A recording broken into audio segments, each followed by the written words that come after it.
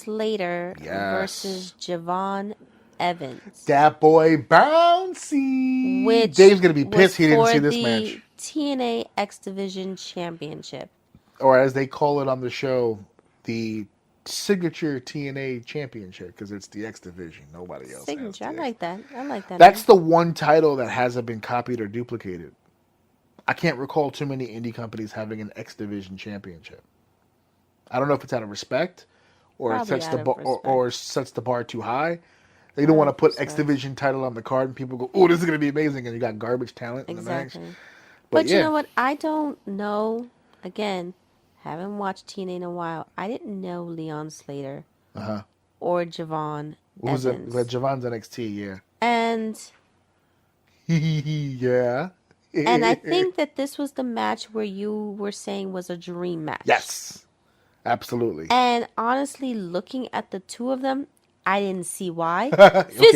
Physically, right. based on their unimpressive appearances. Physically. Right. Physically unimpressive. I was like, don't get it. Right. And then you said, no, they're both really good. They're both really athletic. Mm-hmm. But then you said their age. I didn't. The TV did, and you confirmed it. Okay, Because the guy on TV goes, guys, don't forget, they're like 21, 22 years old. This is the future of the business. I said, wait a minute. Yeah. This is a dream match with babies who are only like that's what you said when we were 22? Watching it, and it reminded me, because that was the second time I thought of Shredder that night. Because that was when you said that, it was like Shredder from Ninja Turtles 2, where he was like, damn, baby! Yeah. I was just like, how you thought that was probably too young to be in a situation where it's a dream match. Yeah, a dream match, exactly. So I was just like, I was like, you putting them on a high pedestal. Yeah. Let's see if they can deliver.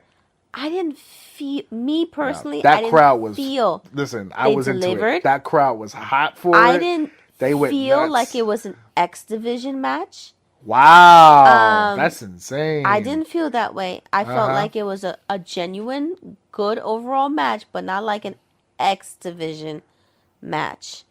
And it ended in a no contest.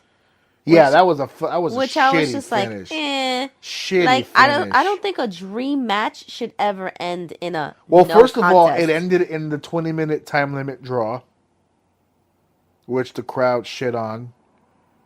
And that leads me to, and I've said this before, and I'll say it again. No one knew that was a 20-minute time limit match. I didn't know. No, no one did. You said it right now. No one did. I must have missed that. No one did. I didn't. They did a spot to the outside. The match was just flowing. And then they did a match to the outside, and then they just rang the bell. And the referee did the whole gesture pointing to her wrist. He's like, you're out of time. And I'm like, when the fuck was this a 20-minute match? That happens on the indies a lot. This is why I don't like when people come up with finishes where it involves the clock. Because if you don't set precedent on a clock, no one's paying attention to the clock. Mm-hmm. So it seems cheap. It doesn't seem like... They should have at least had the countdown in the corner. When you have a time limit draw in the old days, when you did time limits and for your matches, 60-minute time limit, 30-minute time limit, you had countdowns. So you would have a guy in a hole, boom, when you were 5 minutes remaining, or 8 minutes remaining, like depending on whatever the ring announcer was doing at the time. That's what you're supposed to do. And then the cue to the wrestlers that the time is coming up, aside from the referee, when the ring announcer says 2 minutes remaining in the match, that's the cue for the wrestlers. All right, let's pick it up. 2 minutes, let's go, let's move. And they were just having a match, and the bell rang. That was it. That was the end. And then they had that Santino had to come out. They were like, we need 5 more minutes. And then they only wrestled for 3 before Dark State came out and did their thing. So yeah, I hear now that there's going to be a rematch to this. This time it's going to be at NXT. A second chance at a dream match. But this time it's going to be an NXT show, not TNA show. They're going to rematch it at Halloween Havoc, but it's still going to be for the X Division title.